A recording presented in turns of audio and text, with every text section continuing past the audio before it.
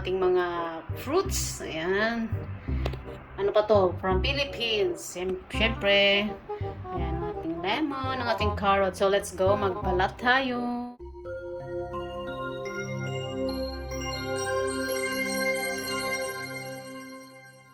Hello mga madam! Welcome back again to my channel! Ito na naman si Madam G ay magbibigay na naman sa inyo ng tips. Cook tips! So anyway, for today's video mga madam, talaga nag-aayos pa kunwari. Feeling talaga maganda. Hayaan nyo na, pagbigyan nyo na. Minsan lang to kasi yung camera talaga namang tinatanggal yung mga wrinkles sa mukha ko. Tingnan mo, hindi nakikita yung mga pimples, yung mga acne. So anyway, let's proceed sa topic, sa main course.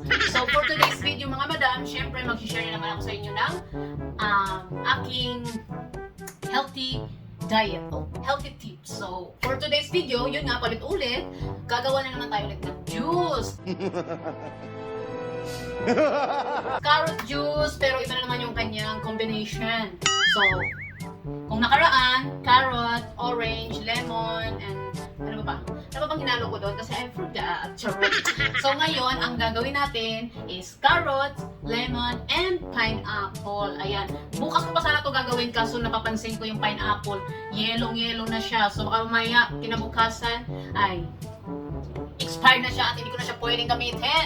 So ngayon, gagamitin ko na siya, hindi na tayo magtatagal. Hindi na tayo, wala na patupik-tumpik pa. So, kailangan natin siyang gamitin, no? Kasi maunahan tayo ng expiration. So, let's go mga madam. Samahan niyo ako of course, magbalat muna tayo ng ating mga fruits bago natin siya gawing juice para naman matanggal ng konti yung mga dumi-dumi, yung mga germs. So, let's go mga madam. Balat muna tayo, no? For today. Magbalat muna tayo bago tayo mag-proceed sa mga next, you know, Hindi ko lang talaga alam anong sabihin ko, nakalimutan ko na. So, let's go mga madam. Ang ating mga fruits, ayan. Ano pa to? From Philippines. Siyempre, ayan, ang ating lemon, ang ating carrot. So, let's go. Magbalat tayo.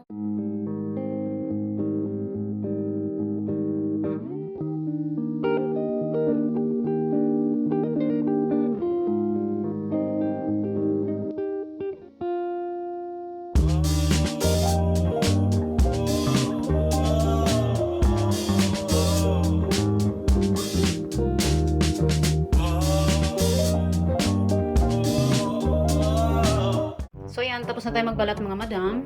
Ito para sa akin tong pinya. You know, kailangan na natin ng fiber. So ayan, yung ating carrot juice, pineapple, ayan na. And then, magigiling na tayo sa ating very, very good machine. Ayan, I love this. I really love this machine. So let's go mga madam. Simulan na ng ating, paggawa ng juice.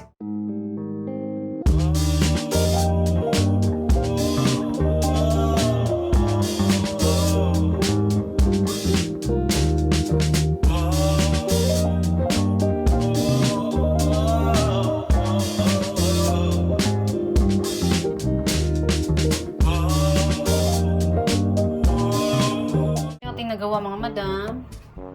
And then ito ang aking iinumin ngayon. Ayan siya. So ayun mga madam, nakita nyo na naman yung aking carrot juice. So nakapaghugas na rin ako. Ay, ito talaga yung pinakaayaw ko, yung maghugas. So, tapos na. So ngayon, magpapaalam na ako sa inyo. Kasi tapos na ako magbigay sa inyo ng another tips na pwede nyo gawing juice. Napakaganda talaga ng machine na yun naman, no? Although, minsan kailangan din natin kumain ng prutas talaga na prutas kasi yung fiber, sayang. So kailangan talaga din ng katawan natin ng fiber. Pero minsan, mas gusto kong juice na lang ng juice para highway procedure. Highway ang procedure. So anyway, ayan. Sana na-appreciate niyo yung aking tips. So ayan mga madam, magpapaalam na ang iyong madam. So iinom na naman ako ng juice. Ito ayan.